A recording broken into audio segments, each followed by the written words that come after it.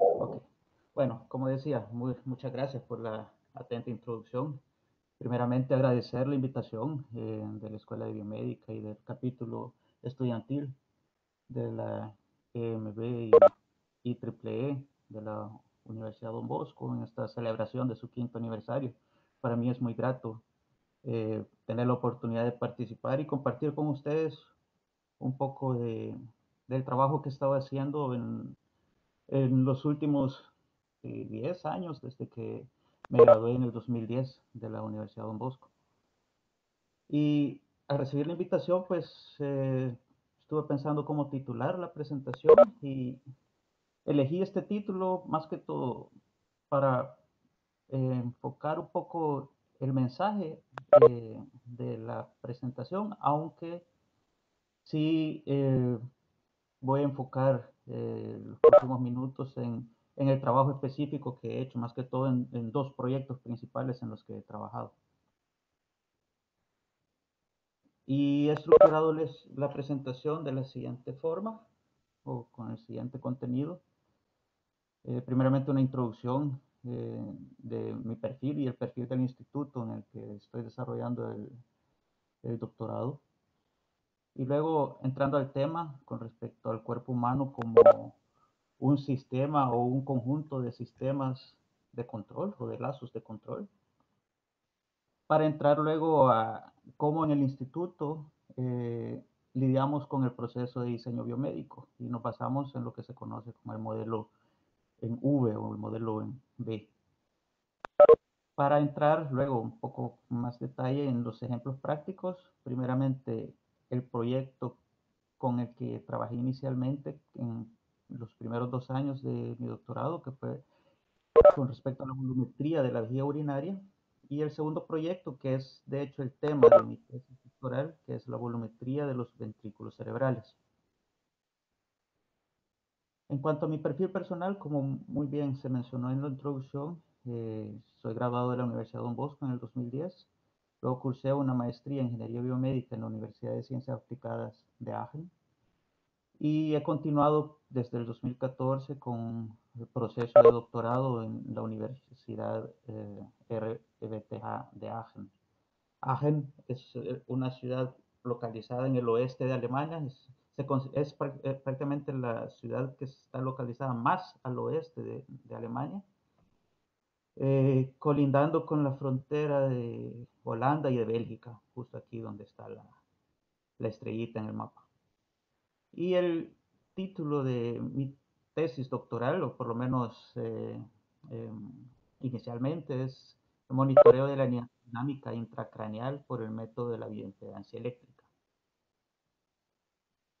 Estoy desarrollando este tema en el Instituto MEDIT, es el Instituto for Medical Information Technology o para tecnologías de la información médica.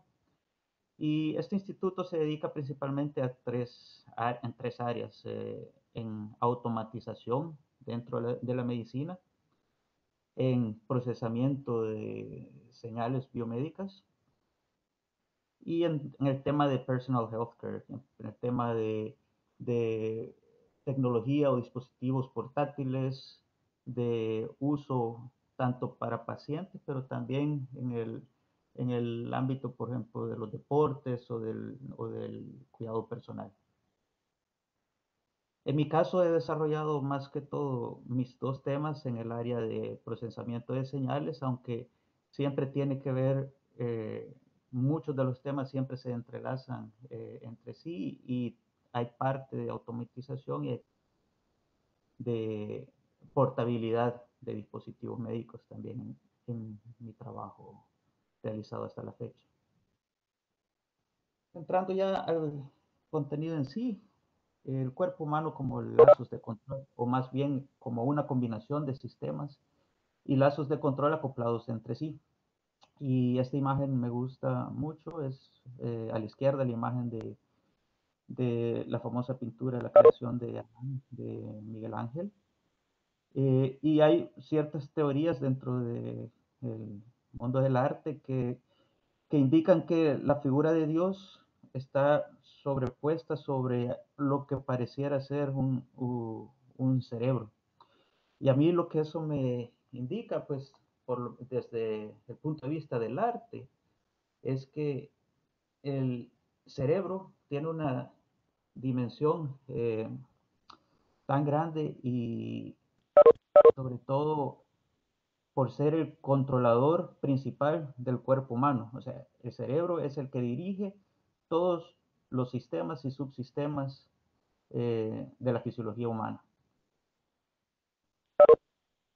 Ahora, dentro del cuerpo humano o en la fisiología humana, como sabemos, hay muchos lazos de control y uno de los más conocidos y estudiados es el de la homeostasis.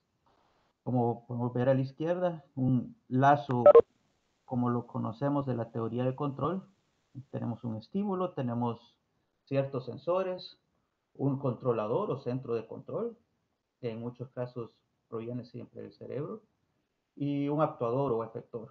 Y hay cierta retroalimentación negativa con la cual se modifica constantemente el estímulo que entra de nuevo al lazo. Un ejemplo claro es la regulación de la temperatura corporal, ciertos sensores del sistema nervioso en la piel y en el cerebro se comunican entre sí. Hay un centro regulador en el cerebro, un centro regulador de la temperatura y dependiendo del estado fisiológico del momento, de la temperatura, se activan la respuesta de las glándulas sudoríparas de todo el cuerpo. Otro ejemplo es la retroalimentación negativa de la presión arterial.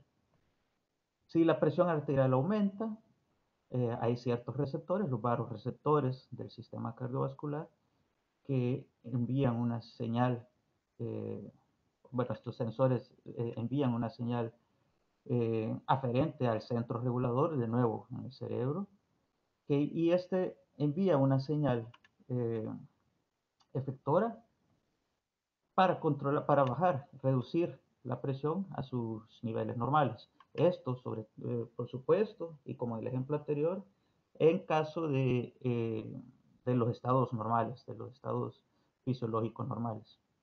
Entonces, si volviendo a la teoría de control, tenemos el clásico lazo de retroalimentación negativa, tenemos el controlador, un sistema o una planta eh, que puede ser también parte o una combinación de subsistemas o de subplantas, o puede ser una planta que controle subsistemas o subplantas, y hay ciertos sensores que retroalimentan la señal de salida para ir corrigiendo nuestra señal de entrada. ¿Qué sucede si hay un problema, por ejemplo, en un sensor o en la planta en sí? O de hecho puede haber un problema en las líneas de transmisión, pues hay que buscar una solución. Y ese es el proceso de diseño biomédico al que quiero entrar en las siguientes diapositivas. Y es lo que he denominado para esta presentación el modelo del laboratorio del paciente, y el que utilizamos en el Instituto MEDIT es el modelo en V.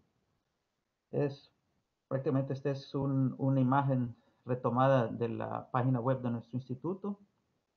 Está en alemán, pero la encontré en Wikipedia. Y esto es porque este modelo en V se utiliza o viene del desarrollo de software y se utiliza también, en nuestro caso, dentro del proceso de diseño de tecnología médica. Y si vemos, podemos definir o ver ciertas etapas. Primero, se empieza con la identificación de un problema X, un problema médico, un problema fisiológico. Se debe definir eh, primeramente el problema muy detalladamente para llegar a una definición conceptual de la solución, que es lo que buscamos resolver y cómo lo buscamos resolver. Y entramos de lleno al tercer paso, que es el proceso de diseño, que cuenta dentro de este modelo B de de distintas etapas. Una etapa de modelado, ya sea matemático o de un modelo de elementos finitos, antes de entrar al proceso de construcción, precisamente para realizar estudios de factibilidad, ver si la idea de solución, el concepto de solución que que tenemos en mente, si es realizable. Luego de la construcción pasamos ya a una etapa de verificación y validación que consta generalmente en una primera etapa con pruebas en el laboratorio. Luego se pasa a una segunda etapa que es una etapa, por eso le he puesto con asterisco, porque es una etapa que cada vez gana más controversia y voces en contra, que son los estudios en animales, antes de entrar en los estudios clínicos, ya sea en voluntarios sanos o en pacientes, que es sería la etapa final antes de lanzar el producto ya al mercado.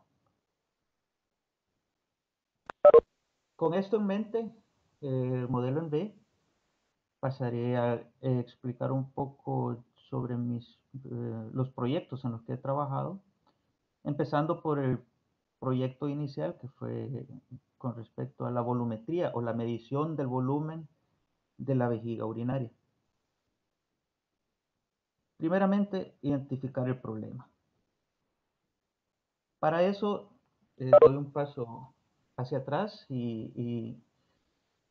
para mencionar un poco sobre la fisiología o la función de la vejiga. La vejiga, como sabemos, es un receptor, es un almacenador de la orina que producen los riñones, se acumula y en algún momento recibimos o percibimos la urgencia miccional, es decir, la urgencia de vaciar la vejiga y procedemos entonces, o el cerebro, eh, mediante señales del cerebro a vaciar la vejiga controlando eh, los músculos contractores de la vejiga y dos esfínteres que están entre la vejiga y el exterior. Esta gráfica es un esquema que muestra la relación entre la presión interna de la vejiga en el eje Y el volumen de la vejiga. A medida el volumen de la vejiga va incrementando, incrementa la presión interna y va incrementando la sensación de urgencia. Las líneas punteadas representan olas de presión que contribuyen a la sensación de urgencia miccional. Es decir, mientras se va alcanzando el llenado de la vejiga, vamos sintiendo una urgencia más frecuente y más constante. Si lo vemos en el mismo esquema anterior, pues nuestro controlador es el cerebro, el que percibe o el que da las órdenes y controla la planta, que serían los esfínteres y los músculos contractores de la vejiga. Y tenemos ciertos sensores que son como unos sensores de nivel, como conocemos de la teoría de control. ¿Qué pasa si los dos sensores de nivel fallan? Pues necesitamos o hay una necesidad de un medidor de volumen, es decir, de volumetría de la vejiga urinaria. ¿En qué casos fallen los sensores de nivel de la orina? Pues en los casos de pacientes parapléjicos. Hay una percepción del llenado de la vejiga que se ha reducido o de hecho que puede ser inexistente debido a la pérdida de función sensorial eh, en estos pacientes. Estos pacientes deben entonces orinar de manera asistida y por lo general esto se realiza por medio de un autocateterismo, un proceso que fue desarrollado por Goodman, un autocateterismo intermitente que bajo un esquema fijo, es decir, al estos pacientes carecer de la sensación de llenado, deben vaciarse la vejiga por lo general cada 2 horas o cada 4 horas, pero es un esquema que no es variable.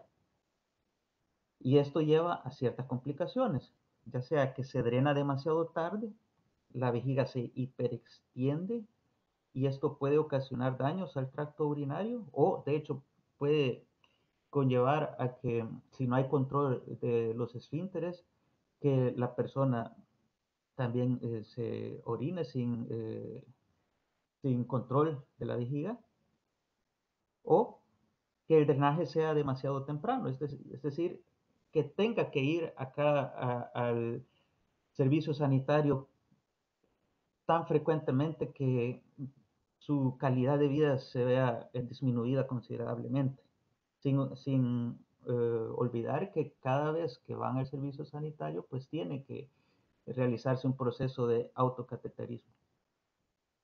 Otro tipo de pacientes que sufren de vejiga hiperactiva, en los cuales la urgencia miccional ocurre demasiado temprano y espontáneamente. El tratamiento se le conoce como, para este caso, entrenamiento de la vejiga, en donde se le entrena al paciente o el paciente se autoentrena a progresivamente resistir la urgencia. Es una técnica sensorial. No existe aún un dispositivo que proporcione una retroalimentación que le diga al paciente, sí, la vejiga aún no está lo suficientemente llena, aunque tenga urgencia miccional, pues puede aguantar algunos minutos o puede aguantar una hora. Entonces, en ambos casos, ya sea como dispositivo de apoyo para vejiga hiperactiva o en el caso de pacientes parapléjicos para detección temprana de la vejiga llena, la solución pensada es una volumetría continua y no invasiva de la vejiga urinaria. Con esto en mente se desarrolló un proyecto, se le denominó UroWatch, en el cual se pensó en la posibilidad de un dispositivo portátil con algún tipo de electrodos al nivel de la vejiga, al nivel de la cintura, ya puede ser integrados al textil, al material textil de la ropa íntima, por ejemplo, para eh, una medición continua del volumen de la vejiga y mandar esta señal con un tipo de medidor al teléfono portátil. Varios, para este proyecto participaron muchas instituciones, participamos 3 universidades, más un hospital, más una empresa privada y el Ministerio de Investigación y Desarrollo, que fue que financió el proyecto en esta primera etapa. Ahora, la idea de, de cómo esto se podría aplicar viene de una tecnología que ya se utiliza para el monitoreo de los pulmones en cuidados intensivos y es básicamente un cinturón con 16 electrodos en el cual se inyecta progresivamente o secuencialmente corriente por medio de 2 electrodos y se mide el voltaje en las parejas restantes. Esto se va moviendo secuencialmente, es decir, primero se inyecta por los primeros 2 electrodos, luego en la siguiente pareja, luego se, se, se mueve de nuevo la inyección de la corriente por toda la circunferencia hasta completar la medición. Y lo que tenemos es una serie de voltajes que por medio de una matriz de reconstrucción podemos, así como se reconstruye una tomografía de rayos X, en este caso se reconstruye una tomografía de una imagen eléctrica, es decir, una tomografía de eh, los cuerpos resistivos, eléctricamente resistivos dentro en este caso del tórax y en el caso de la vejiga del abdomen. Lo que se comprobó en una primera instancia es que hay una relación entre la impedancia medida por este método y el volumen de la vejiga. Es decir, a medida aumenta el volumen, disminuye la impedancia. Y esto es porque la orina tiene una conductividad mucho más alta que los tejidos alrededor de la vejiga. Entonces, al incrementar el volumen, aumenta la conductividad del abdomen y disminuye, por ende, la impedancia o la resistividad eléctrica del cuerpo. Eh, lo que se obtiene luego de este proceso es una imagen tomográfica de baja resolución, sí, pero que con esto se puede realizar cier- eh, cierto tipo de análisis, desarrollar cierto tipo de algoritmos para llegar a una estimación de un volumen. ¿Sí? Ahora ese es el concepto de esta metodología y entramos al proceso de diseño del prototipo. Eh, Hay varias etapas, la etapa de requisitos, la etapa de modelado, en este caso modelado por elementos finitos, el desarrollo del prototipo y de los algoritmos para la estimación del volumen, eh, experimentación o validación in vitro, es decir, validación en el laboratorio. Este es un proceso iterativo, es decir, se va mejorando y se va iterativamente tanto el prototipo como los algoritmos. Se pasa a una etapa de experimentación clínica, en nuestro caso eh, fue una participación de voluntarios sanos. Igualmente, un de, proceso iterativo de mejora del prototipo y del algoritmo, para luego pasar a un estudio piloto con ya pacientes, en ese caso sería, pacientes parapléjicos. Pasamos entonces a la construcción del prototipo y el proceso de validación. Eh, Se realizaron, como mencioné, eh, pruebas en voluntarios sanos para probar, poner a prueba diferentes esquemas de posicionamiento de los electrodos, o sea, del cinturón de electrodos, y también diferentes esquemas de inyección de la corriente y de medición de los voltajes. Todo eso queríamos analizar para para optimizar la metodología. También implementamos diferentes tipos de algoritmos. No entraré en mucho detalle, pero recibimos a la salida de la medición una serie de voltajes de raw data, realizamos la reconstrucción tomográfica, tenemos la imagen, podemos ver en este caso en azul dónde está localizada la vejiga en este caso. Para este algoritmo lo que hacemos es sumar los valores de todos los píxeles de la imagen y eh, calibramos una curva que relaciona esta impedancia total, esta impedancia global, es decir, la suma de todas las intensidades de todos los píxeles y el volumen de la vejiga. Y con eso esperamos estimar el volumen. Es decir, ya en la práctica clínica recibimos la medición en voltaje y directamente lo traducimos a una impedancia y a un volumen.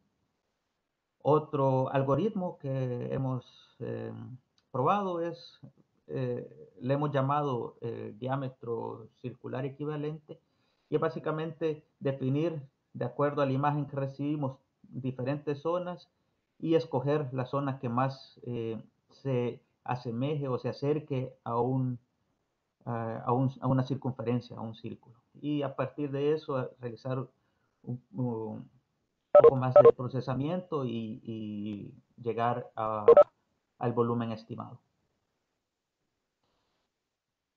También como parte de la validación de la tecnología se deben realizar eh, pruebas para detectar y contrarrestar y reducir los posibles artefactos en la medición. En el caso de esta medición de impedancia eléctrica tomográfica, los artefactos por movimiento son de mucha relevancia. específicamente para el caso de la volumetría de la vejiga.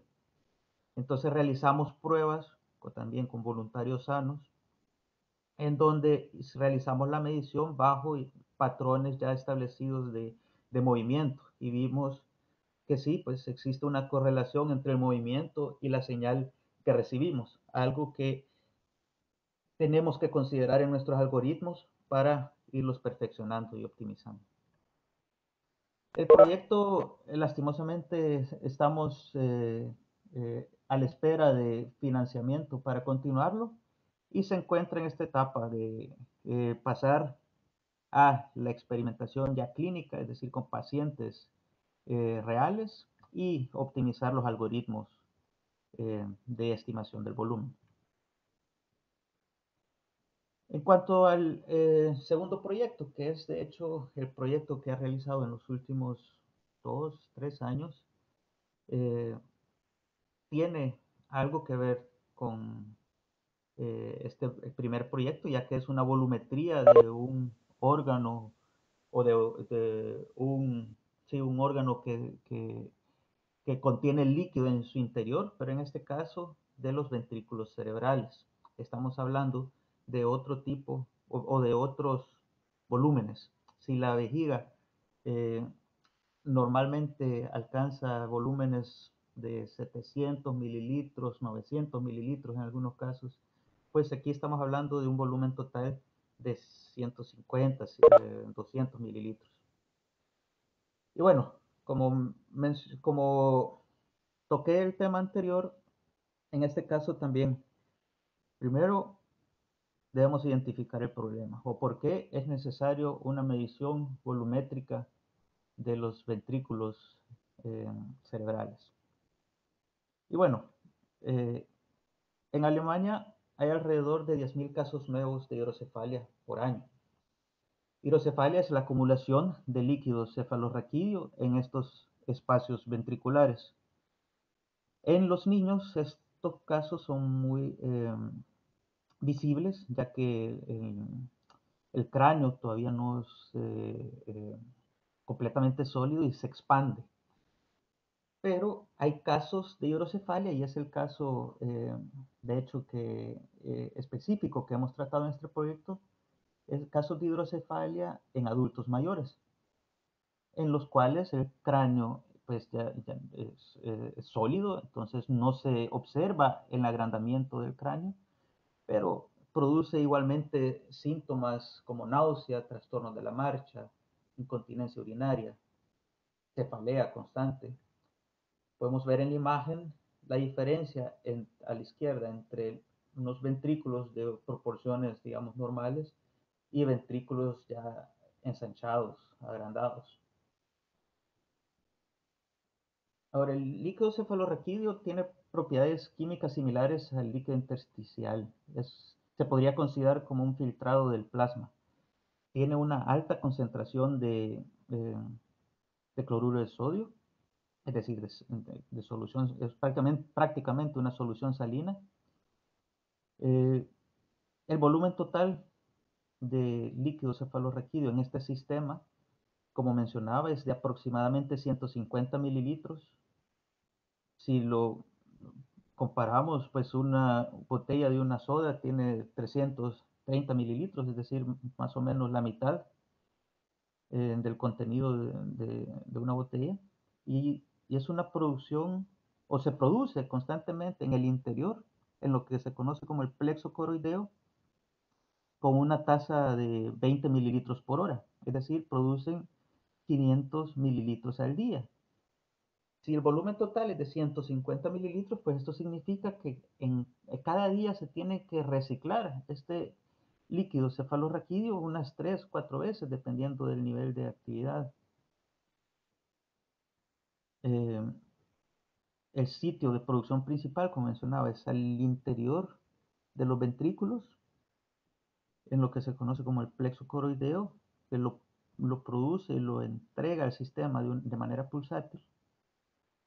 Y el sitio de absorción principal, por lo menos en la teoría tradicional, son las granulaciones aracnoideas que se encuentran entre estos espacios ventriculares y el sistema aracnoideo.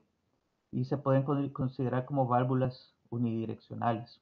Ahora, es decir, si seguimos las flechas, el líquido cefalorraquídeo se produce al interior de los ventrículos, viaja por distintos compartimentos, estos son los dos ventrículos laterales, un tercer ventrículo por diferentes conductos, aquí el acueducto de Silvio, un cuarto ventrículo y luego viaja eh, hacia la espina dorsal, baja, luego regresa y transporta también hacia el exterior del cráneo, donde es eh, reabsorbido a través de las granulaciones aracnoideas, estas válvulas unidireccionales. ¿Por qué se acumula este líquido cefalorraquídeo en ciertos casos? Bueno, nos podemos imaginar, si hay una obstrucción en algún punto de este flujo, pues se acumula el líquido ya que la producción no se detiene. Si hay sobreproducción, es decir, se produce más de lo que se puede reabsorber, pues hay acumulación de líquido cefalorraquídeo. Y también si hay una baja reabsorción de líquido, es decir, igualmente se acumula y se ensanchan los ventrículos en ese caso. Eh, Considerando, bueno, este sistema de circulación como lo hicimos en el tema anterior, como un lazo de control, como en la teoría de control eh, clásica, podemos ver, bueno, se podría considerar tal vez un sistema un poco más sencillo en el que tenemos una diferencia de presiones entre el sitio de producción y el sitio de resorción. Entonces, el líquido pues fluye naturalmente como un río eh, hacia el sistema venoso, que es donde se reabsorbe. Si hay una obstrucción, como se esquematiza en este diagrama, pues se acumula el líquido y se ensanchan los ventrículos.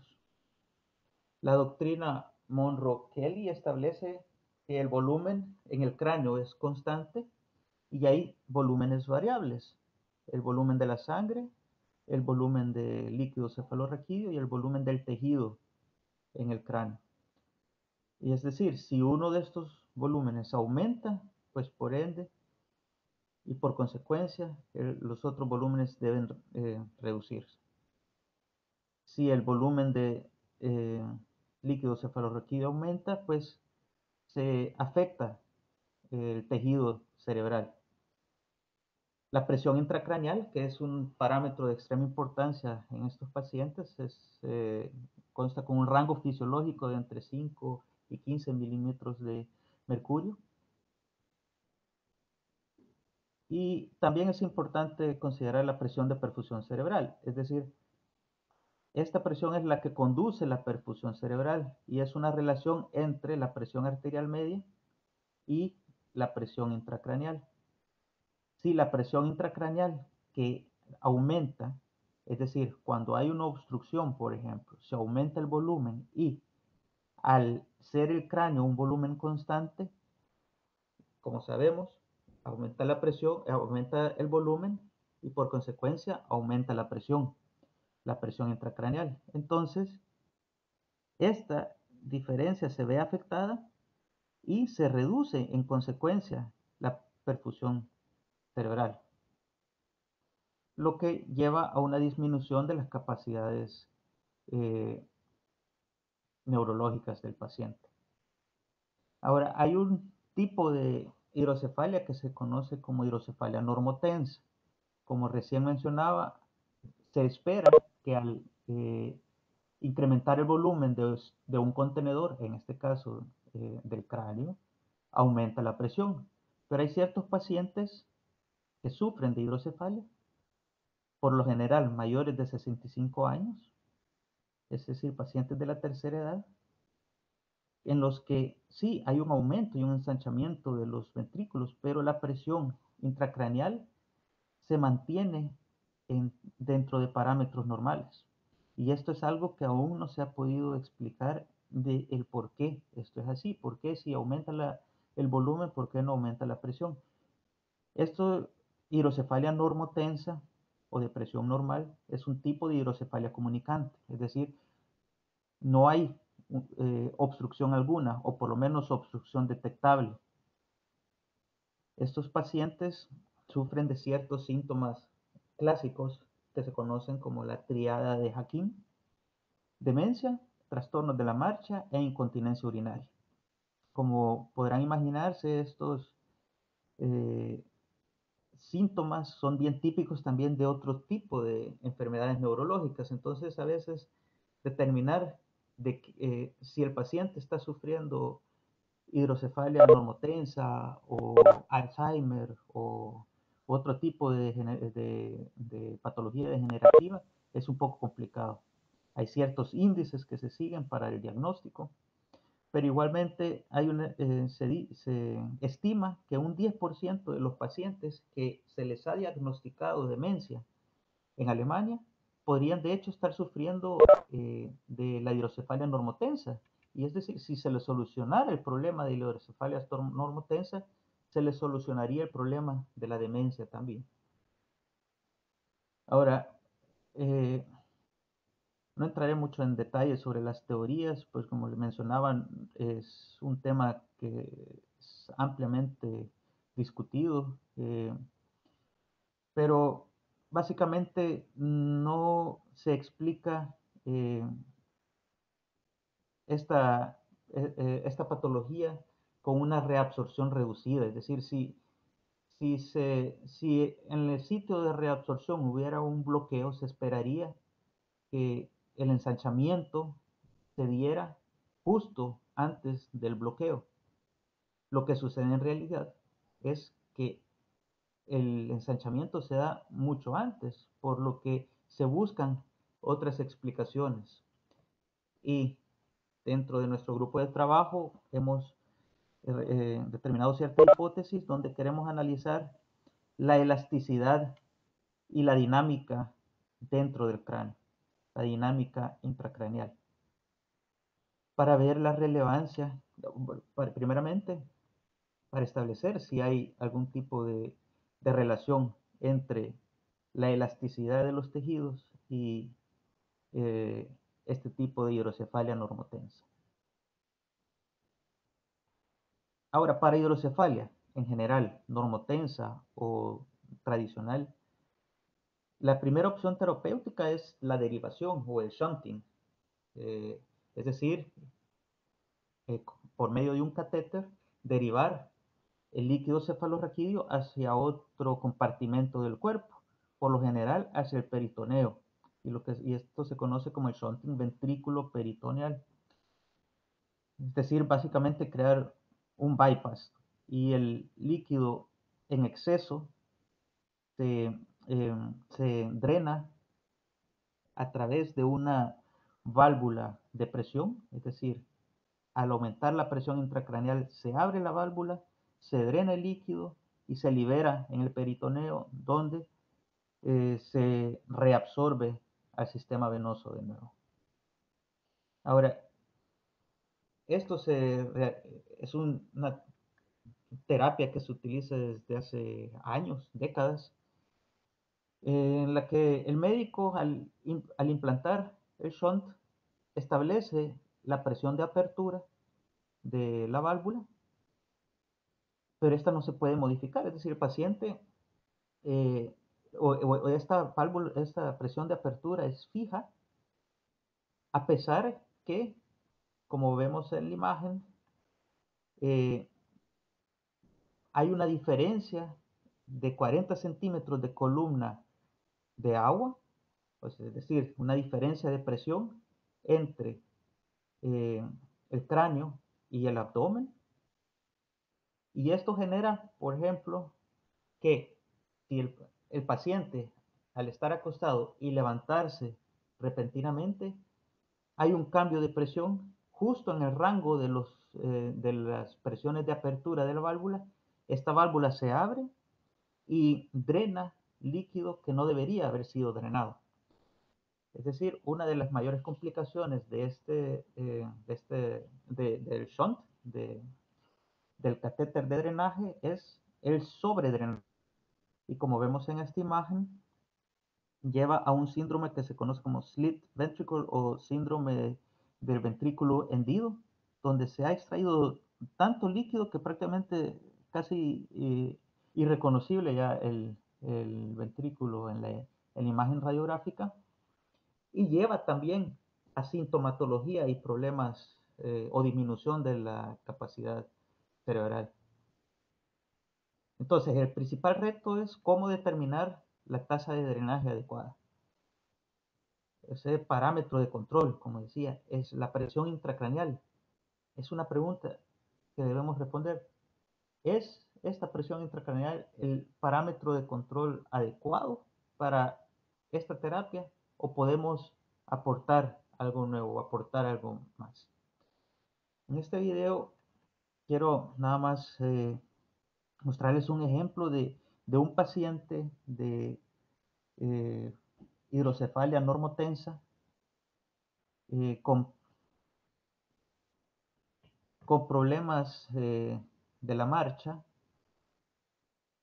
Esto es, antes de la operación podemos ver una marcha muy típica de estos pacientes, que pasos muy cortos, con mucha inseguridad al girar. Este es un test que se les hace a los pacientes cuando se sospecha de hidrocefalia normotensa. Se les dice recorran 10 metros, de la vuelta y regrese para ver el tipo de marcha. Inmediatamente veremos el resultado después del drenaje, o sea, justo después del drenaje, y vemos inmediatamente la diferencia. Este video siempre me ha impactado mucho porque pues es un ejemplo claro y visible de el beneficio de la terapia del shunt. Sin embargo, como mencionaba, hay ciertos problemas aún, hay ciertas desventajas que podríamos mejorar. Y en un proyecto anterior en el instituto se trabajó en un Smart Shunt, es decir, un shunt automatizado que por medio de retroalimentación se le entregaba al sistema, ya sea la presión intracraneal en tiempo real, pero también se experimentó con la morfología dinámica del trazo de ICP, porque dependiendo de la forma del trazo, se pueden extraer otros parámetros como la elasticidad del espacio intracraneal. Sin embargo, la necesidad actual y concreta es que no existe aún una medición directa y continua del volumen ventricular. Y es algo en lo que he estado trabajando. Y para ello, ocupando el mismo esquema o la misma teoría anterior, es decir, la bioimpedancia eléctrica, aprovechando el hecho que a bajas frecuencias, si inyectamos una corriente a un tejido biológico, la baja frecuencia, la corriente viaja por fuera de las células, eh, no, no entra a las células debido a la doble capa lípida, pero a altas frecuencias esta doble capa lípida se supera y, y puede viajar a través de las células también. Si hacemos un tipo de diferencia entre las dos mediciones, podemos llegar, por ejemplo, a un análisis de composición corporal, es decir, cuánto porcentaje de grasa y cuánto porcentaje de líquido hay en el cuerpo, la tomografía por impedancia eléctrica que mencionaba en el proyecto anterior, y se nos ocurrió, bueno, podríamos utilizar esto también para la volumetría ventricular, aprovechando el hecho que mencionaba que el líquido cefalorraquídeo es prácticamente una solución salina y hay un alto contraste de conductividad entre el líquido cefalorraquídeo y el tejido cerebral que lo rodea. Se diseñó un catéter, este es un catéter real de un shunt, y se le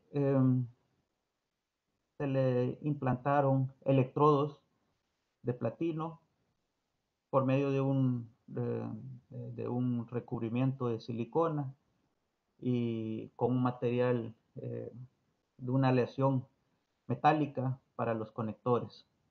Y con eso pues queremos inyectar de nuevo corriente eléctrica y medir el voltaje resultante. Primeramente realicé simulaciones de modelos de elementos finitos para ver si esto era eh, práctico. Luego el diseño del sistema en sí y también el diseño de un setup, uh, un banco de pruebas en el laboratorio. En cuanto al modelaje de elementos finitos, bueno, partí de un scan por resonancia magnética, del cual extraje los diferentes segmentos. En esta imagen podemos ver los ventrículos y los diferentes compartimentos de los ventrículos para hacer diferentes tipos de simulaciones. También realicé simulaciones de modelos geométricos simplificados, es decir, asumí que el cráneo es cilíndrico y que el ventrículo es esférico para hacer las primeras simulaciones y las primeras pruebas. Estos son resultados de las simulaciones del modelo geométrico, del modelo simplificado. Y como podemos ver, a medida va aumentando el volumen del ventrículo, vamos perdiendo sensibilidad. A 20 milímetros, en volumen de 20 milímetros del ventrículo, la sensibilidad, es decir, lo rojo y lo amarillo de la imagen, abarca prácticamente todo el volumen, pero a medida que se aumenta el, el volumen del ventrículo, se pierde sensibilidad. Este análisis eh, en lo que beneficia es luego para los algoritmos de estimación de volumen. Luego hice el mismo análisis con modelos anatómicos. Como podemos ver, prácticamente los mismos mapas de sensibilidad, pero ya con el modelo anatómico propio.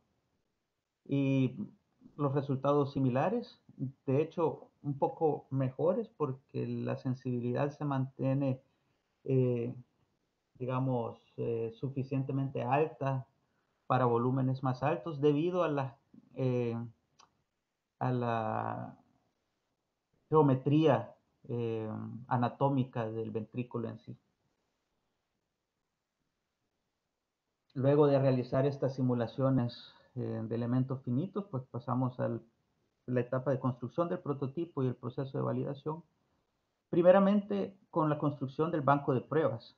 Es decir, para validar el prototipo, primero necesito un banco de pruebas donde pueda validar eh, mi concepto eh, y, y mi hardware.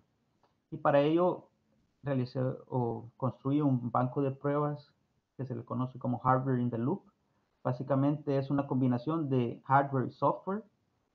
Eh, y esto lo que tiene la ventaja es que se puede aplicar muy bien propiedades mecánicas y propiedades, en este caso que también nos interesaba, propiedades eléctricas, desarrollando un phantom del cerebro propio para poner a prueba nuestro catéter y nuestro sistema de medición.